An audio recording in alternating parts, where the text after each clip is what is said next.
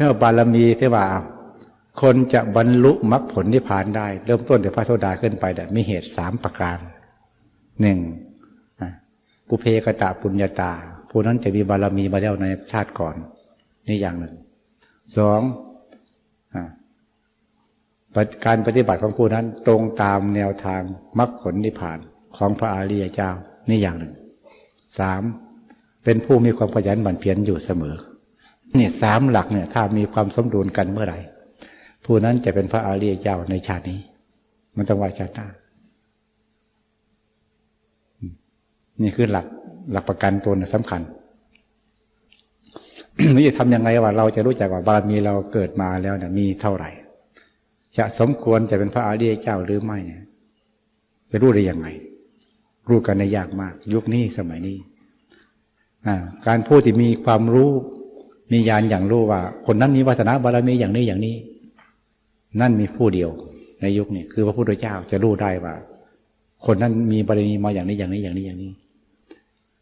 พระองค์ก็รู้จักอย่างนี้แล้วนะจึงจะให้ธรรมะแต่บุคคลคนนั้นได้ถูกต้องคือให้มันตรงกับบารมีเดิมที่มีอยู่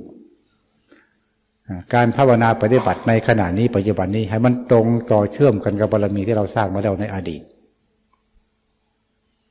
ถ้าเราสร้างบารมีในอดีตมาสร้างมาอย่างไรมีอุบายใดเป็นสื่อในการสร้างบารมีในอดีตในชาตินี้ปัจจุบันนี้เราก็ต้องมีสื่อประเภทเดียวกันให้มันตรงกันไม่ฉะนั้นมันก็ไม่ได้อีกเช่นเดียวกันบารมีมันออกมาไม่ได้มันปิดนี่คือหลักที่เราต้องคิดกันเพราะว่าถ้าคนนั้นแต่ก่อนเคยพิจารณาปฏิบัติเรื่องอนิจจังเป็นหลักใหญ่เมื่อต่อมาภาวนาก็ต้องใช้อนิจจังเป็นหลักเช่นเดียวกันให้มันตรงกันถ้าแต่ก่อนคนนั้นในกรนางขอในชาติก่อนพบก่อนมาเคยภาวนาปฏิบัติพิจารณาความตายเป็นหลักประจำพิจารณาความตายเนี่ยเป็นนิสัยประจำมาในอดีตจนเป็นวาสนาบารมีมาในอดีตเมื่อตกมาในชาตินี้ก็ต้องพิจารณาความตายเช่นเดียวกันจึงจะได้แต่พิจารณาเรื่องอนิจจังไม่ได้อีกไม่ได้นะถ้าพิจารณาความตายอย่างเดียวมันตรงกันอย่างนี้จึงจะได้ผลในครั้งพุทธกาลเป็นอย่างนั้นเพราะคนยุคนั้นสมัยนั้นสร้างบารมีมาอย่างไรพระพุทธเจ้ารู้หมดว่าคนนั้นสร้างบารมีมาอย่างนี้ให้ธรรมะเขาอย่างนี้รู้หมดพระพุทธเจ้าพระพุทธเจ้าอธิบายธรรมะแต่ละหมวดเนี่ยมันตรงประเด็นหรือว่าตรงนิสัยบารมีของคนคนนั้นเขาจึงได้เป็นพระอริยเจ้าพระอริยเจ้ามันง่ายเดี๋ยวนี้เราแบบ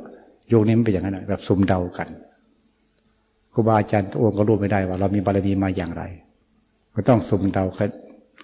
เองถ้าเราถูกก็ถูกนั่นแหละไม่ถูกก็แล้วไปนั่นแหละ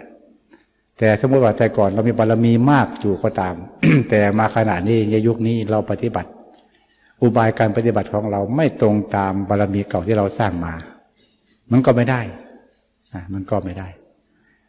ถ้าไม่ได้บารมีเก่าที่สร้างมาจะหายไหมไม่หายไปไหนแต่ก็คอยกันชาติหน้าพบหน้าต่อไปลักษณะอย่างนี้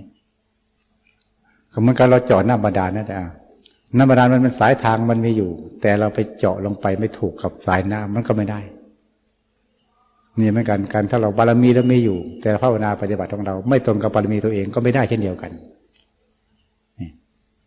เราสร้างบารมีมาอย่างนี้แต่ไปสร้างบารมีอย่างนั้นขึ้นมาไม่ได้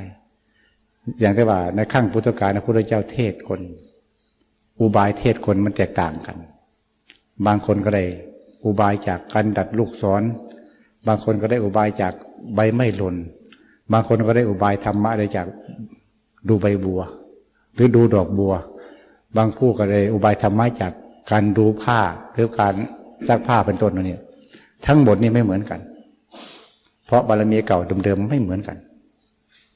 ในยุคนี้เราจะเอาธรรมะเหมือนกันไม่ได้มันต้องมีการแตกต่างกันนี่อาตมาจึงในอธิบายให้คนฟังหลายคนจนอย่างหลวงปู่ขาวเนี่ยถ้าภาวนาได้เนื่องจากเม็ดข้าวเม็ดเดียวเป็นสื่อในการปฏิบัติเม็ดข้าวเป็นเม็ดไหนเป็นเดียวเนี่ยเป็นสื่อได้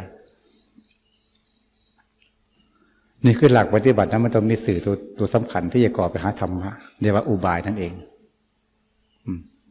ดูที่ว่าพระพุทธเจ้าของเราก่อนจะออกบวชมีอะไรเป็นสื่อให้ออกบวช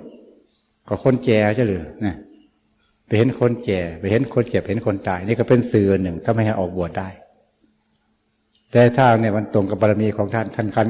คือว่าท่านพิจารณาความแก่ความเจ็บความตายมายาวนานจนเป็นนิสัยพอไปเห็นคนแก่เก็บตายปั๊บก็สะดุดใจทันทีเพราะมันสื่อถึงกันนี่มันการถ้าเราพิจารณาในชาตินี้พิจารณาความตายบ่อยๆพิจารณาความตายบ่อยๆพิจารณาความแก่เก็บก็ได้จนเป็นนิสัยกับใจตัวเองเราอย่างนี้เมื่อชาตินี้เรายังไม่ได้มรรคผลอะไรสักอย่างก็ตามเมื่อเกิดชาติหน้าพบหน้าต่อไปสมมติว่าเราไปเกิดในศาสนาพระศรีอริยเมตไตรจะเกิดที่ไหนไม่สำคัญบุญกุศลที่เราสร้างมาบารมีที่เราสร้างมาทั้งหมดนี้มันจะเป็นสื่อไปเข้าข่ายพยานของพระศรีอริยเมตไตรองค์นั้นมันก็จะรู้จักโอ้นายกนางขอมีบารมีสมควรแก่มรรคผลนิพพานแล้วก็ประเทศโปรดเราได้ไม่มีปัญหาอะไรมันข้อสำคัญว่าการปฏิบัติของเราหรือการสร้างบารมีของเราเนี่ยเอาแค่ไหน